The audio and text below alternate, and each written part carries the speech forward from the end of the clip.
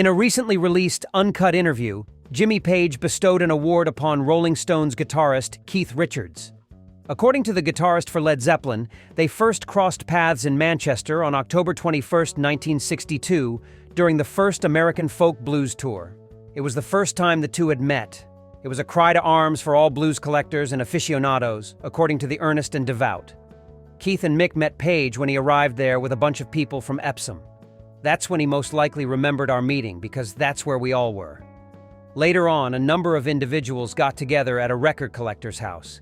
He sang songs from the 1962 Howlin' Wolf record, which had a rocking chair on the cover, including Down in the Bottom, Going Down Slow, and You'll Be Mine. It was a true pleasure.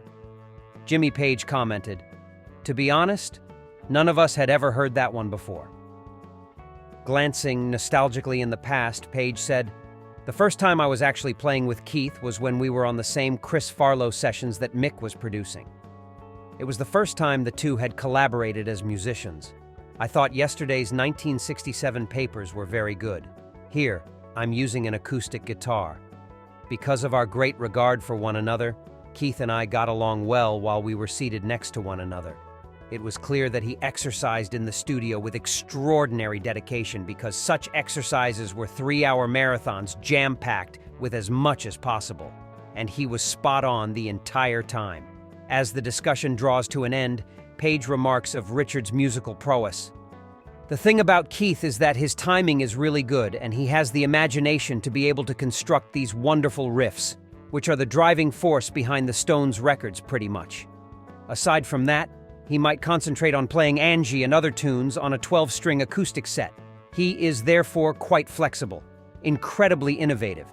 If you have someone who can consistently provide excellent riffs over many years, this is a big issue. Plus, to being worthy of honor.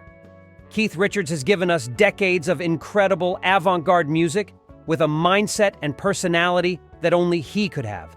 I hope he makes it to be 80 years old. If only we could reunite and play music together in 50 years.